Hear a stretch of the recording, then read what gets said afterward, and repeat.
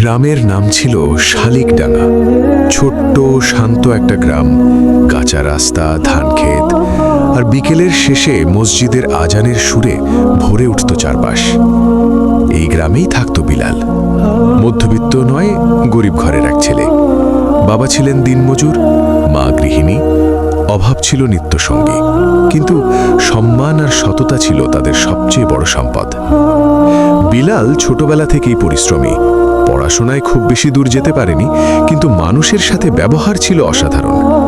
গ্রামের লোকজন বলতো, ছেলেটা গরিব কিন্তু মনটা সোনা। সময় গেলে বিলালের বিয়ে হয় পাশের গ্রামের এক মেয়ে রুবিনার সঙ্গে। রুবিনা ছিল সুন্দরী, শিক্ষিত এবং কিছুটা উচ্চাভিলাষী। বিয়ের সময় রুবিনার পরিবার ভেবেছিল বিলাল হয়তো কিছু একটা করবে, শহরে গিয়ে বড় লোক হবে। বিলালও স্বপ্ন দেখত, স্ত্রীকে সুখে রাখবে, একদিন নিজের একটা পাকা ঘর হবে। কিন্তু বাস্তবতা ছিল কঠিন। বিয়ের পর প্রথম কয়েক মাস সবকিছু ভালোই চলছিল। কাঁচা ঘর, টিনের চাল, বর্ষায় টুপটাপ পানি পড়ত, তবুও দুজন মিলে হাসত, গল্প করত, স্বপ্ন দেখত। কিন্তু দিন যত গড়াতে লাগলো, রুবিনার মন বদলাতে শুরু করলো। এইভাবে আর কতদিন চলবে বিলাল? একদিন রুবিনা বলল, আমি চেষ্টা করছি রুবিনা, শহরে কাজ করছি, একটু সময় দাও। কিন্তু সময় যেন তাদের পক্ষ নিচ্ছিল না। শহরে গিয়ে বিলাল অনেক কাজের খোঁজ করল। কখনো রিক্সা চালালো, কখনো নির্মাণ শ্রমিক হিসাবে কাজ করল। যা উপার্জন করত তা দিয়ে কষ্টে সংসার চলত। রুবিনার কানে তখন প্রতিবেশীদের কথা ঢুকতে শুরু করেছে। এমন গরিব ঘরে বিয়ে দিয়ে কি লাভ হলো?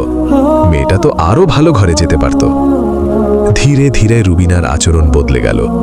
সে বিলালের কষ্ট দেখত, কিন্তু সেই কষ্টের পেছনের ভালোবাসা আর সংগ্রাম দেখতে চাইত না। একদিন রাগের মাথায় সে বলে ফেলল, তুমি আমাকে কিছুই দিতে পারোনি বিলাল, শুধু দারিদ্রতা ছাড়া তোমার কাছে আর কি আছে? কথাটা যেন ছুরির মতো বিঁধল বিলালের বুকে। সে চুপ করেছিল, কারণ তার কাছে সত্যিই ছিল না কোনো সোনার গয়না, না ছিল পাকা বাড়ি, না ছিল ব্যাংক ব্যালেন্স। ছিল শুধু ভালোবাসা আর পরিশ্রম। এরপর একদিন রুবিনা বাবার বাড়ি চলে গেল। যাওয়ার আগে বলল, আমি আর এই অভাবে বাঁচতে পারবো না, তুমি আমাকে মুক্তি দাও। গ্রামে নানা কথা ছড়িয়ে পড়ল। দারিদ্রতার জন্য স্ত্রী চলে গেছে। কেউ বিলালকে দোষ দিল, কেউ রুবিনাকে। বিলাল অনেক দিন ভেঙে পড়েছিল। রাতের পর রাত সে মসজিদের বারান্দায় বসে থাকত। আল্লাহর কাছে শুধু একটা প্রশ্ন করত, আমি কি এতটাই অযোগ্য? কিন্তু জীবন থেমে থাকেনি, কষ্টই তাকে বদলে দিল। বিলাল সিদ্ধান্ত নিল, সে হার মানবে না। সে শহরে স্থায়ীভাবে চলে গেল। দিন রাত পরিশ্রম করল। একটা গার্মেন্টস ফ্যাক্টরিতে সুপারভাইজারের কাজ পেল। ধীরে ধীরে নিজের দক্ষতা আর সততার জন্য মালিকের বিশ্বাস অর্জন করল। 5 বছর পর শালিকডাঙ্গা গ্রামে নতুন এক পাকা বাড়ি উঠেছে। সামনে ছোট বাগান, গেটের পাশে নাম লেখা বিলাল ভিলা। মানুষ অবাক, এ কি সেই বিলাল? হ্যাঁ, সেই বিলালই। এখন সে শুধু নিজের জন্য নয়, গ্রামের অনেক গরিব মানুষের জন্য কাজ করে। কারো চিকিৎসার খরচ দেয়, কারো মেয়ের বিয়েতে সাহায্য করে। একদিন হঠাৎ রুবিনা গ্রামে ফিরে এলো। তার দ্বিতীয় বিয়ে টেকেনি। যে সুখের আশায় সে বিলালকে ছেড়ে গিয়েছিল, তা ছিল মরীচিকা। স্বামী ছিল ধনী, কিন্তু নিষ্ঠুর। সম্পর্ক ভেঙে গেছে। রুবিনা এক বিকেলে বিলালের বাড়ির সামনে দাঁড়ালো। বিলাল বেরিয়ে এলো। দুজনের চোখাচোখি হলো। অনেক কথা জমে আছে, কিন্তু কেউ কিছু বলছে না। শেষ পর্যন্ত রুবিনা কাপা গলায় বলল, তুমি পেরেছো বিলাল, আমি ভুল ছিলাম। বিলাল শান্ত স্বরে উত্তর দিল, আমি তখনও চেষ্টা করছিলাম রুবিনা, আজও করছি। শুধু পার্থক্য হলো তখন পাশে কেউ ছিল না। রুবিনার চোখ ভিজে গেল।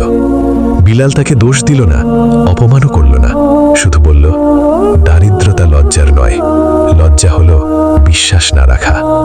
রুবিনা ক্ষমা চাইল, কিন্তু সময় অনেক বদলে গেছে। সম্পর্কের ভাঙা কাঁচ জোড়া লাগে, কিন্তু দাগ থেকে যায়।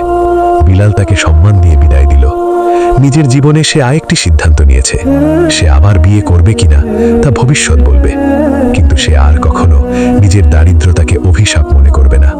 কারণ সে বুঝেছে, দারিদ্রতা মানুষকে ছোট করে না, মানুষের মানসিকতা তাকে ছোট করে। নৈতিক শিক্ষা, অভাব সাময়িক, কিন্তু চরিত্র আর বিশ্বাসী আসল সম্পদ। যে ভালোবাসা কেবল অর্থের উপর দাঁড়ায়, তা ঝড়ে টেকে না।